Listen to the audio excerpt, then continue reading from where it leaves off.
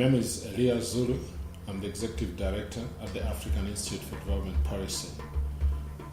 I'm really happy to offer some insights as we commemorate the International Literacy Day this Saturday, 8th September 2018. The theme for the International Literacy Day this year is quite important for development in general, but particularly for Africa.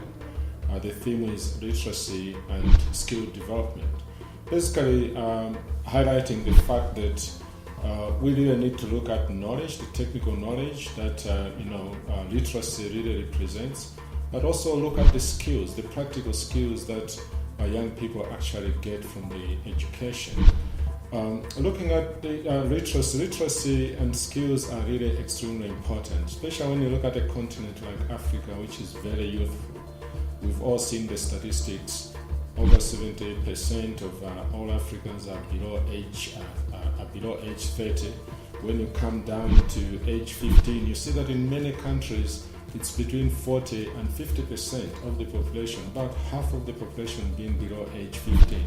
So when you really need to look at the development of the African continent, you see that a development of young people, the children and young people, making sure that they have proper knowledge and skills to help them, become productive citizens for their own right, but also for developing their countries, is extremely important and central to achievement even of the SDGs by 2030. The statistics are actually quite illuminating when you look at it. The International Labour Organization actually came up with this term called to really show young people who are in what you might call desperate conditions.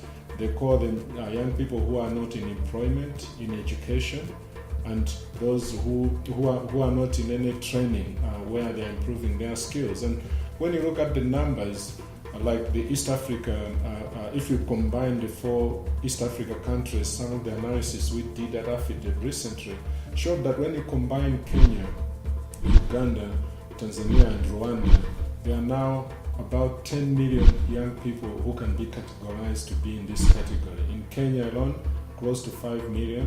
You look at Tanzania, close to 3 million.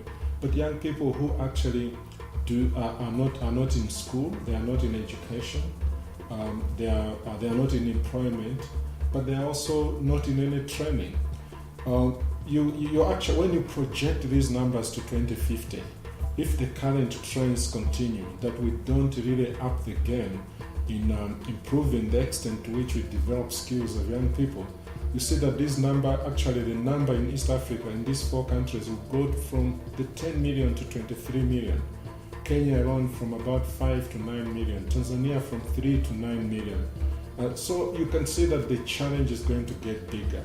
And so this really calls for immediate and urgent attention by governments, by development partners, by the private sector, but also by parents who invest a lot of money in education to really look at how do we make sure that this next generation of young people, the next generation of adults in Africa, are going to have the right skills that will help them find and keep jobs, that will help them actually be productive and responsible citizens that can propel the socio-economic transformation that the African continent is looking for, as defined in Agenda 2063 by the African Union, as defined in the SDG framework, but also as defined in many of the long-term national development plans that many of our countries actually have.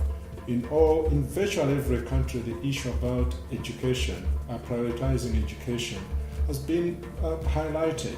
You can look at Kenya's Vision 2030. You can look at Zambia's Vision 2035. You can look at Senegal's Vision 2035. All of these highlight the importance of education and literacy. But the question is, what is really happening in action?